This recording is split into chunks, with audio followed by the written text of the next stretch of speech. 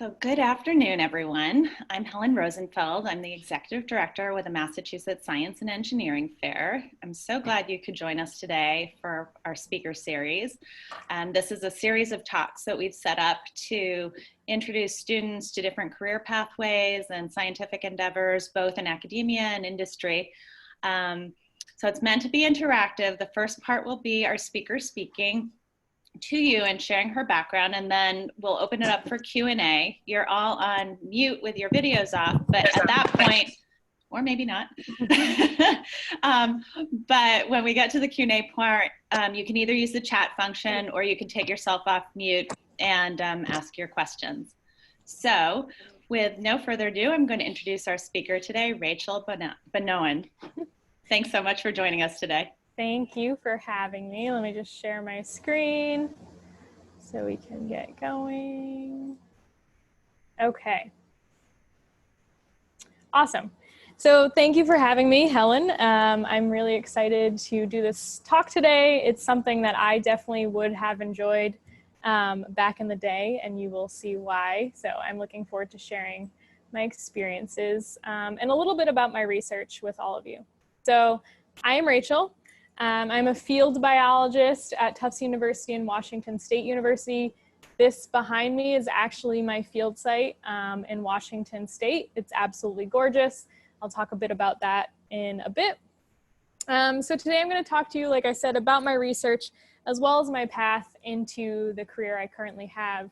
And I'm happy to take questions at the end about my path into research or my actual research.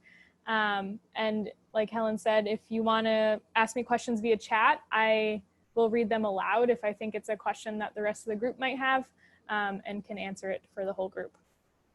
Okay, so I grew up in Tiverton, Rhode Island, which is a little town just over the border of southeastern Massachusetts. So I basically grew up in Rhode Island and Massachusetts. And I graduated from Tiverton High School in 2009. So I've graduated from school 3 times, believe it or not, and you'll see my 2 younger brothers in the pictures coming up, so you can see how time has passed. So I graduated from high school in 2009. From there, I went to the University of Massachusetts, Dartmouth, which is in southeastern Massachusetts, just a quick 20-minute drive from the house I grew up in. And what was really fantastic about UMass Dartmouth, as far as making college accessible for me, is they had this thing called proximity tuition. So even though I lived out of state in Rhode Island, I lived so close that they let me pay less than out of state tuition. So it made it really affordable for me. And then also because it was close, I got to commute to school, which may not be that attractive to everyone, but in commuting to school, I got to live at home for a few more years and enjoy my mom's cooking and save a lot of money when it came to room and board. So UMass Dartmouth was a great place for me. I made a lot of great friends, even though I commuted, and that commuting definitely made it more affordable. I'll talk more about biology at UMass. So you can see my brothers have gotten a little bit bigger now. I don't call them my little brothers because they are for sure not little, but they are still my younger brothers. So from UMass Dartmouth, I moved up here to Medford, Massachusetts, to pursue my PhD at Tufts University. And if some of you are zooming in from other areas in Massachusetts, Medford, Somerville area is the greater Boston area. So I'm just north of the city in Boston. And you can see my brothers have gotten much larger than me now. And my hat now has gotten a little bit funnier looking.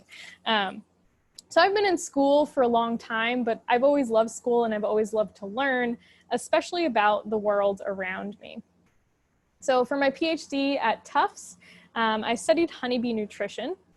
And here's a cute little honeybee. And one of my projects investigated why honeybees tend to prefer dirty water over clean water sources. And this is a really interesting question when it comes to honeybees, because beekeepers, they take care of their bees and they give them clean water sources. And water is really important on a hot summer day, just for a bee, just like it is for us. So even though these bees are getting clean water given to them by their beekeeper, they tend to prefer drinking water from puddles that look kind of dirty like this one, or I've heard beekeepers tell me about compost piles and swimming pools and bird baths. There's even a beekeeper who lives near a dairy farm, and his bees like to drink from puddles on cow pies. So that's really dirty water.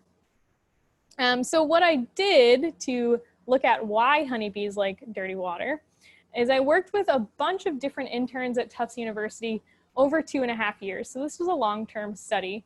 And one of the first things we had to do was train honeybees to drink from these plastic tubes full of different water solutions that we were testing. So these bees right here, they're sticking their little tongues underneath the cap and they're drinking water. We had to watch the bees while they were drinking the water. So here's Taylor. She was a visiting student from Pennsylvania, helping me out that summer. And then we also tracked what was happening inside of the hives. So this is Marlene, and this is what we call an observation hive. And an observation hive is just a smaller beehive with a nice layer of plexiglass that allows you to observe what's happening inside the hive without really bothering the bees. And what we found after 2.5 years of looking into this question is that honeybees actually use dirty water as a way to supplement their floral diet. So honeybees and other insect pollinators visit flowers for food. Pollen provides protein and carbohydrates provide, nectar provides carbohydrates and lipids. And both of them provide some amounts of vitamins and minerals. But what we found is that the bees actually visit water sources based on the mineral content of the water source and the minerals that they're not getting from their flowers. So bees really like to go to water with sodium in it, and pollen and nectar is super low in sodium. So that's like table salt. And so it turns out dirty water is essentially Gatorade for honeybees. They're using it to supplement those minerals in their diet that they might be losing. So that was a bit about what I've done for my PhD. I did a lot more with honeybee nutrition and behavior. I'm happy to answer any questions you have about honeybees. I'm always happy to talk bees. From Tufts, I transitioned into what I'm doing right now, which is called a postdoc. So a postdoc is kind of this weird in-between internship for if you finish graduate school and you want to be a college professor. You do this postdoc, which gives you more research experience and a little bit more independence as far as leading your own research. So that's what I'm doing right now. I'm employed by both Washington State and Tufts University, which has been fantastic because I get to spend 3 to 4 months out of the year in this beautiful prairie in Washington State. And then I spend the rest of the year at Tufts teaching classes about insect pollinators, analyzing data, and writing papers. So it's been great to experience a new area of the US. So in Washington State, I study this adorable butterfly called the Puget Blue butterfly. And it's called the Puget Blue, one, because it's only found in the South Puget Sound area in Washington. So that's where Puget comes from. And blue is a little bit obvious. It's got this brilliant blue wings. So this is a male Puget Blue butterfly with his brilliant blue wings. And he's sipping some nectar from this flower. So you can see his little tongue there. And I study the species that these butterflies interact with. So in this case, this adult butterfly is interacting with this flower as a way to get nutrients. But one of the really cool things about this butterfly that we don't know much about at all is the species it interacts with when it's a caterpillar. So all butterflies begin as caterpillars. This is a Puget Blue caterpillar, which the caterpillar itself is obviously not blue. It's this bright green. It almost kind of looks like a Sour Patch Kid. And caterpillars are pretty slow, they're soft, and they're squishy. And so they're vulnerable to predators like spiders or wasps. And a way that they can protect themselves is by interacting with ants.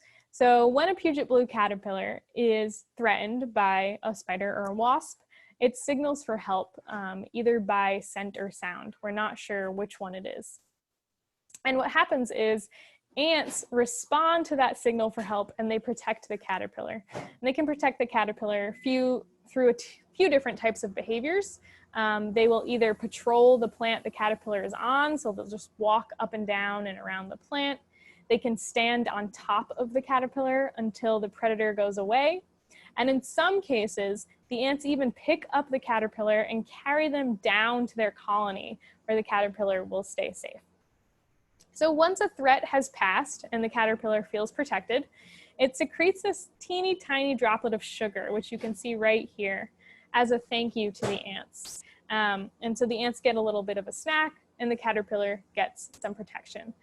So one of the things I'm studying is what species of ants actually interact with these caterpillars, how do they protect them, and how do they affect the survival of the caterpillars and then the butterfly population down the line. So in addition to this, we also look at some of the things the butterfly is doing. So here is me looking at a lupin plant, searching for caterpillars, because to study these guys, you have to find them. And we're searching lupin plants because these butterflies are what we call host specialists. So they only lay their eggs on one species of plant. And here's Hannah measuring how that plant is growing over time in different areas of the prairie. And the caterpillar will only eat this plant in order to develop. We also track the butterfly population on the prairie. So this is Hannah again, and you can't see because the Puget blue butterfly is quite small. It's about an inch in wingspan, but she's holding a Puget blue butterfly and giving it a little unique mark with this Sharpie. So we can do what's called a mark recapture study to see how the butterflies move on the prairie and how big our population is. So during the field season, I spend pretty much all day, every day outside, which I absolutely love, and we'll talk about that a little bit later. Unfortunately, this year, because of all of the COVID-19 and travel restrictions, I'm unable to go to my gorgeous prairie. But Hannah, who is from Portland, Oregon, is out there doing some work, so I'm virtually leading fieldwork. And thankfully, my boss has given me a new fieldwork task and that I can do in this urban area of Medford and Somerville, right near my home. I'm serving local gardens to see how friendly they are for pollinators like bees and butterflies. So that has been a lot of fun. I get to walk around outside, even though I'm not in Washington. So it probably won't come as a surprise to you, but I have always loved to be outside. And when I talk to my friends and family about what I do on a day-to-day basis for my job, they're really not surprised by this at all.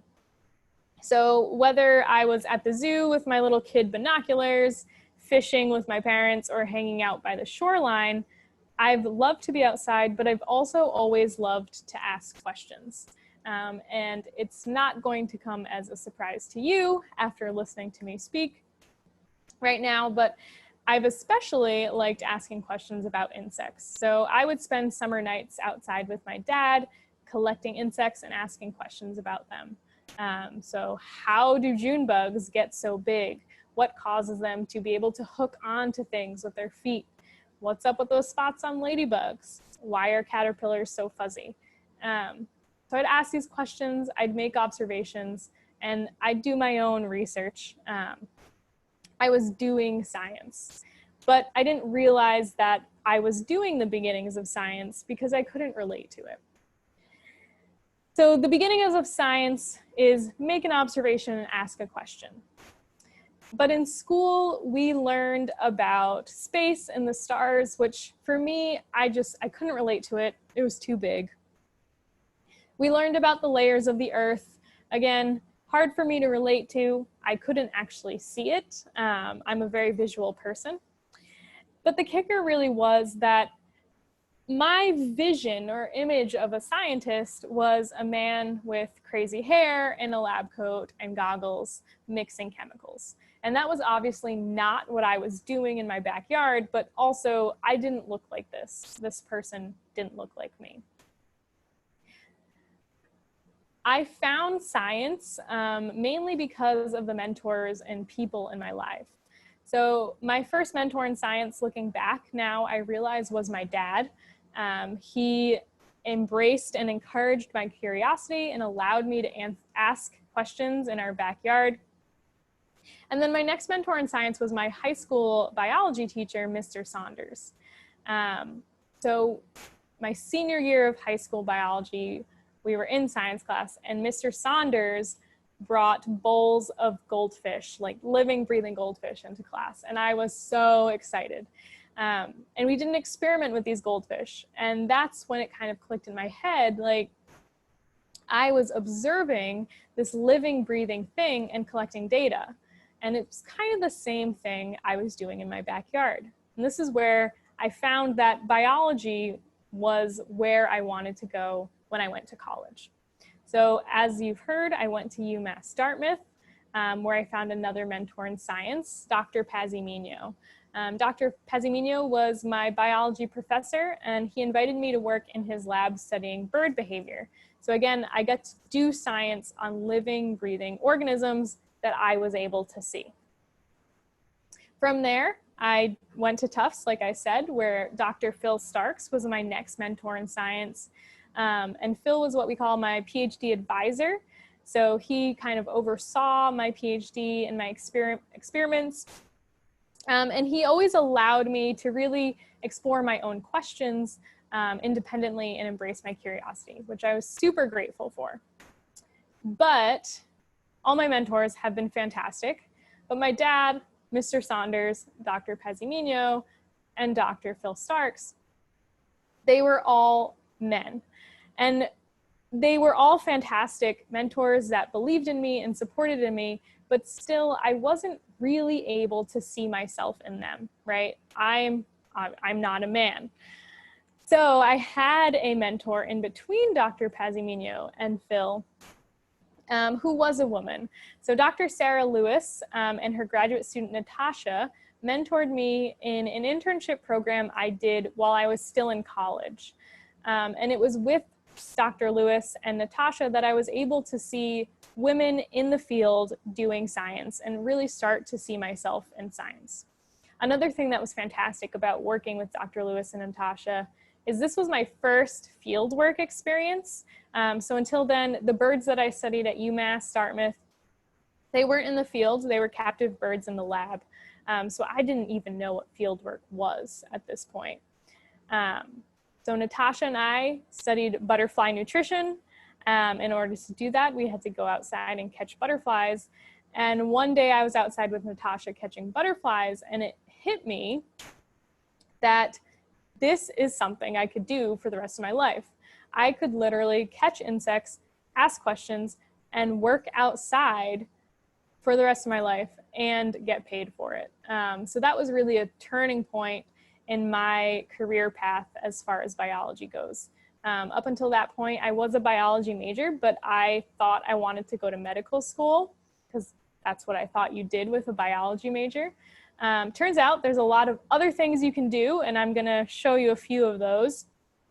But I came back from that internship with Natasha and Dr. Lewis, told Dr. Pazimino all about it, and he said to me, if you wanna go to medical school, you have to be okay with being inside all the time. And you may not be surprised, I thought about it, and that wasn't something that I was personally okay with. So I love doing fieldwork because it allows me to be outside, especially when you study bees and butterflies, because they only like nice weather. So you can be outside only when it's nice, which is great. So I'm super grateful for the mentors that I've had throughout my career path in science. And it's because of them and their support that I've really been able to embrace my curiosity and continue this path. So when you're thinking about what you might like to do in any career, any field, I would really say search for mentors as much as you can. You know, if you're interested in math, talk to your math teacher. If you're interested in biology, talk to your biology teacher. And again, your parents, my dad was my first mentor in science. Your parents can really be great mentors too. So what I know now that I am a scientist, I realize that science is actually something that you do. It's a verb. It's not a person in a lab. It's not some fancy equipment that you need. It's something that you do. It's a process that anybody can do and that you all do on probably a daily basis. So anytime you make an observation or ask a question, you're really beginning that scientific method. And you may have learned about the scientific method, but just to remind you, so the scientific method begins with making an observation and asking a question about that observation. And then you investigate your question, whether that be through an experiment or reading a book or doing an online search. And then you come up with an answer or conclusion that either answers your question from the start or leads you in a whole new exciting direction. And so every time you make an observation, ask a question, you are on your way to going down that path and doing science. And one of the things I've realized, again, now that I'm a scientist and I look back, is that my curiosity that I embraced as a kid and still embrace today is really what's made me a successful scientist. And you may not realize it, but young people like yourselves are fantastic scientists because you are naturally curious, you're still learning about the world around you, and you have open minds. So that dirty water, I call it my dirty water study with honeybees that I talked to you about at the beginning of this presentation, actually stemmed from a single observation made by an 18-year-old intern that was working with me that summer. So Georgie was the intern, and she was feeding the bees while I was in the library reading about bees. And I got a panic phone call from her. She thought the bees were going to be sick because they were drinking from what looked like a really yucky puddle. And so I went down there, I checked out the bees. They seemed to be acting normally, both inside and outside of the hive. And everything looked fine. So like any young person with a burning question, Georgie and I typed into Google, why do honeybees like dirty water? And that was word for word what we typed into Google. And what we found out is that beekeepers had been asking this question for a very long time. There were discussion forums and online chats with beekeepers asking this question, why are my bees going to my compost pile? Why do my bees like the cow plies and the dairy farm nearby? But it turns out no one had actually broken this down into a scientific study. So Georgie and I, we were the first to really break this question down into a controlled experiment. And because beekeepers asked this question, my research has gotten me invited to a lot of fun places to talk with beekeepers. So I've been to New York, Connecticut, Georgia, and even Disneyland to speak to beekeepers about my research. And it has been such a fun experience, not only to come into my own as a scientist, but also as a beekeeper and learn about both commercial beekeeping as well as backyard beekeeping. Beekeepers are scientists as well. They take care of these animals. They take fantastic notes when they're keeping their bees, and they pay really good attention to the weather.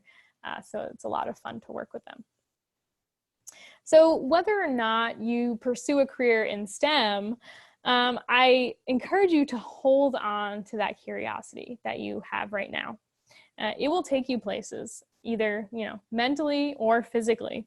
Your preserved curiosity can lend itself to success in science, like I just described, but also in engineering, math, architecture, business, pretty much anything.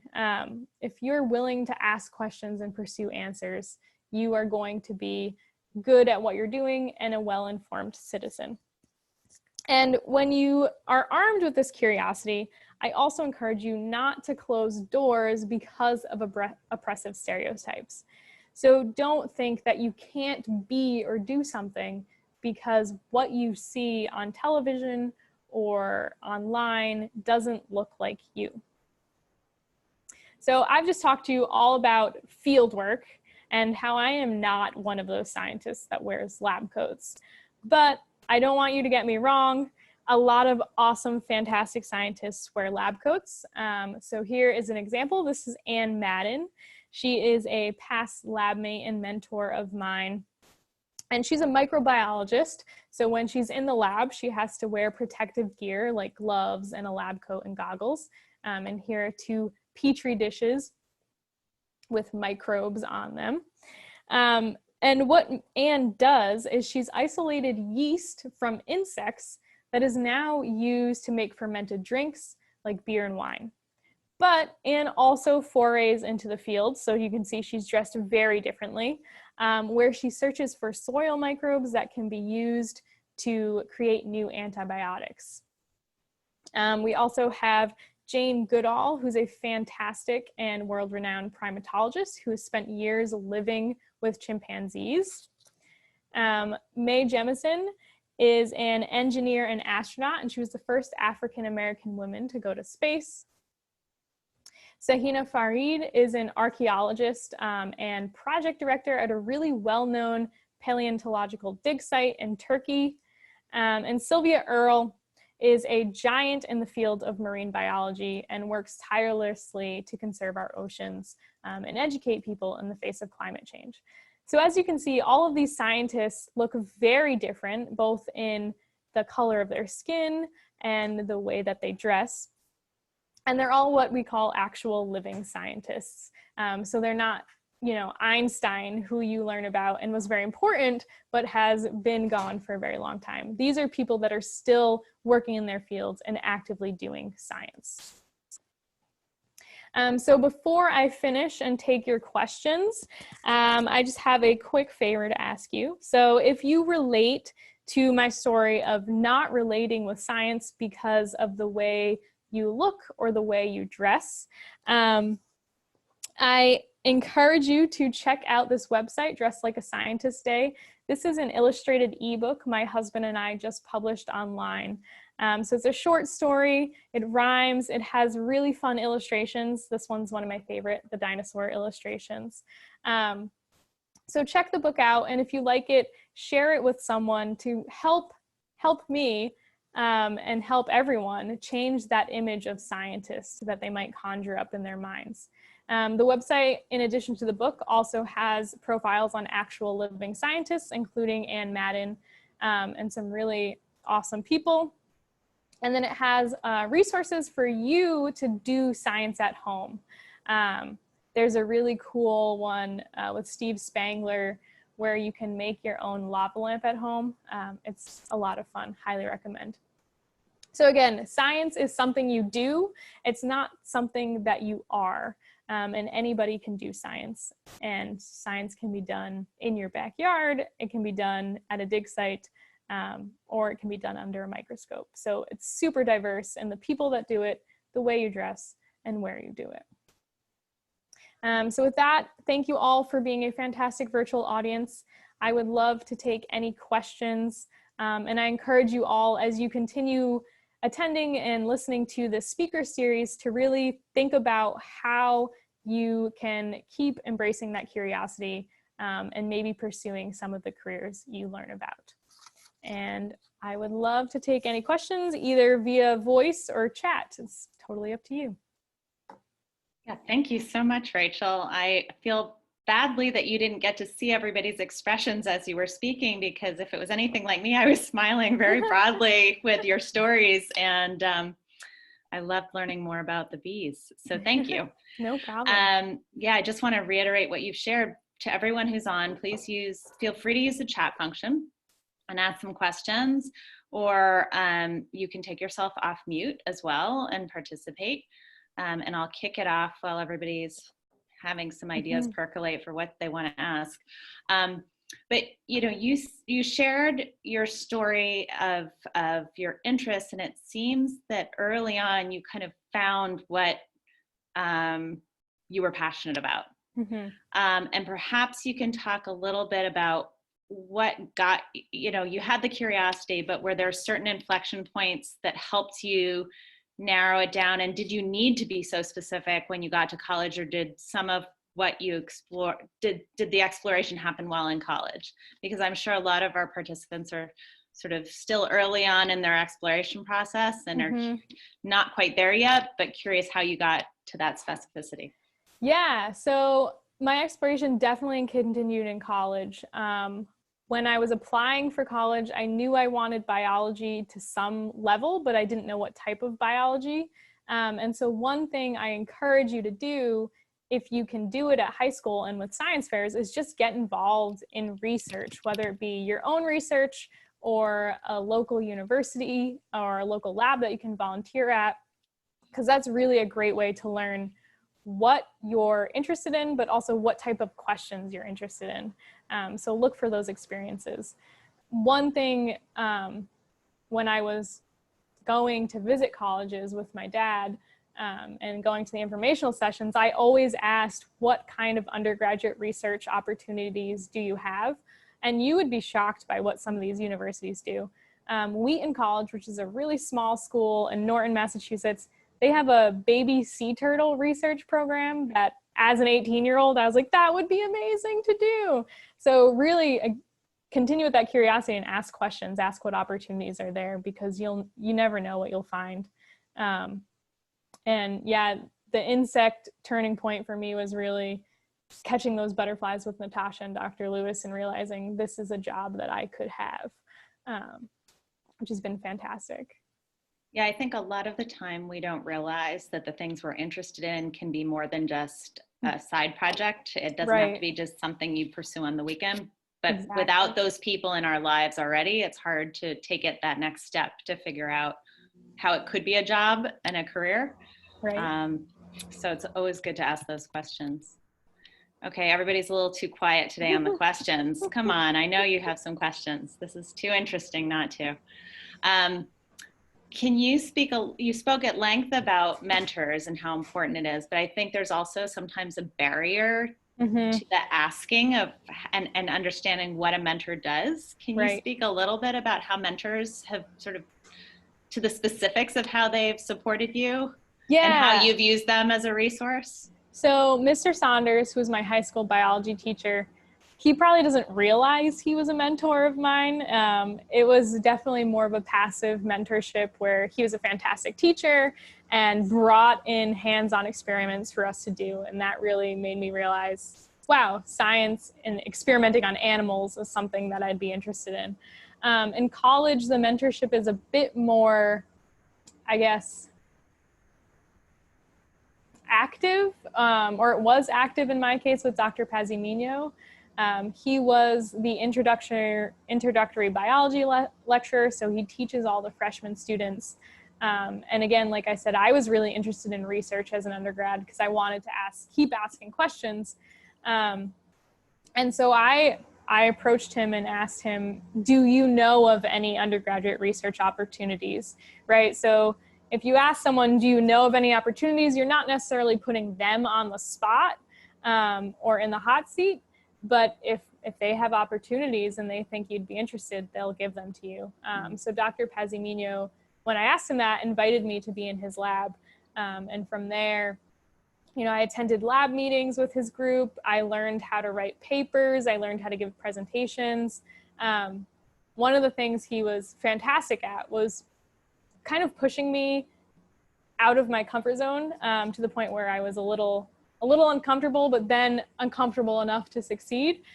So one example is I gave a presentation at a conference as an undergraduate, and the conference was on a Friday. And every day that week, so Monday, Tuesday, Wednesday, Thursday, he made me practice my talk with him, and he videotaped me doing it, which was super uncomfortable. I hate being videotaped, but it really made, I hate watching myself really. It made me realize, oh, they have this tick, or I have this word that I keep saying. And on the Friday when I gave the presentation, I ended up winning the student competition. So Pazimino really took a very active role in mentorship. And then he helped me apply to grad school and figure out grad programs that I was interested in.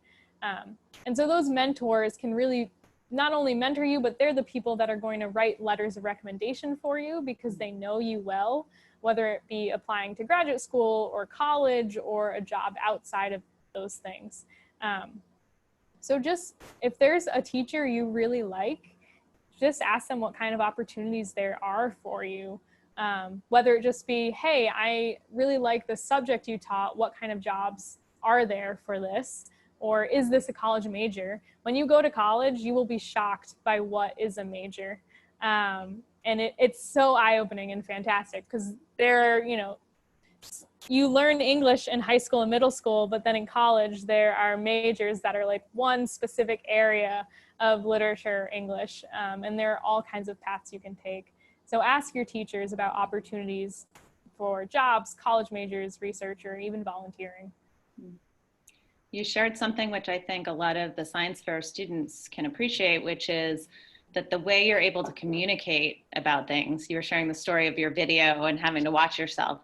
The way you're able to communicate things makes such a big difference because you can have exceptional research, but if you're not able to tell somebody about that research, yes, it's a limit. And I know a lot of our science fair students, the experience of having, well, this year we were virtual, but yeah. In general, the experience of speaking to judges and having to communicate effectively is half the battle. Yes. So that's really helpful to hear. And I mean, something a lot of scientists struggle with professionally. So it's something everyone's working on and everyone realizes is important, which is great. Yeah. Can you share a little bit about what the next steps are for you? What's the pathway ahead and where do you see yourself in 5 or 10 years? So my postdoc, which is my current job, ends in about a month and a half, believe it or not. Flew by. And I will be starting a position as a biology professor at Providence College in August.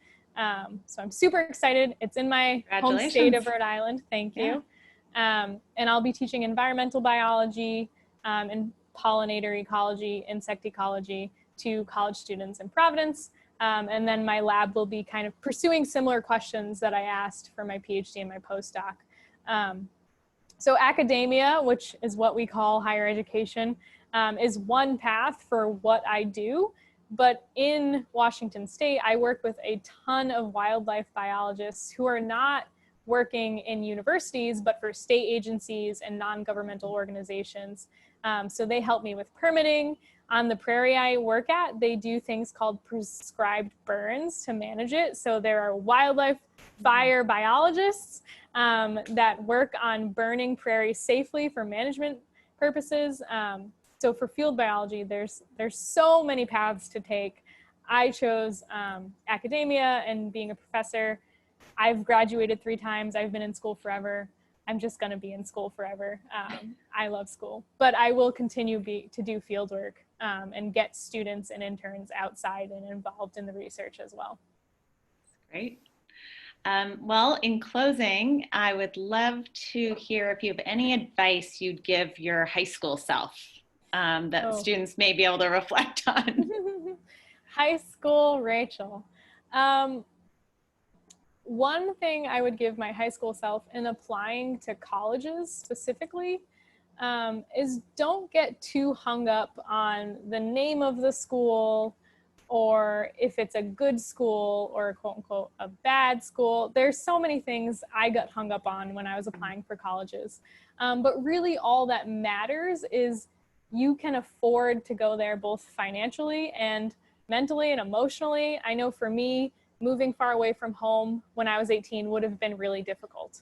And so staying home was the right choice for me. So make sure it's something that you can do, but also make sure you click with the people that will be teaching you. So visit as many colleges as you can. I applied to all schools in New England, so we just took a bit of a driving tour on once in a while.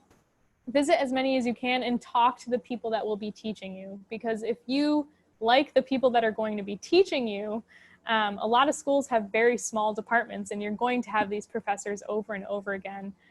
They can be those mentors and those writers for your letter of recommendation. Another piece of advice is if you do have an idea of what type of major you want to be, English, biology, marine biology, some schools have better experiences than others. So what comes to mind for me, marine biology, if you want to be a marine biologist, you should probably find a school on a coast because you're going to have more research experiences nearby if there's a school, if you're at a school near the coast. So UMass Dartmouth, it's right on the southeastern Massachusetts border, tons of marine biology research experience there. Somewhere in Colorado, you'll probably have a lot of cool wildlife biology experience or lab work that could be done, but not necessarily local marine research. So think about things like that as well. But yeah, don't get too overwhelmed by the names of the school and what school your friends are going to. Really focus on the people that teach there and the type of program you want. Great, really helpful, I'm sure. Well, thank you so much for your time today. And thank you to all of you who dialed in. We really appreciate it. And I want you to know there's one more session in our speaker series on Tuesday. So you can dial in again then. And if you have interest in certain areas that we can help with at MSEF and you'd like us to add to the speaker series, we may be able to do that in the future. If you have questions for Rachel that you didn't feel comfortable asking today, feel free to email us at info@scifair.com. And thanks again, Rachel, for your time. Thank you so much for having me. Take care. Bye.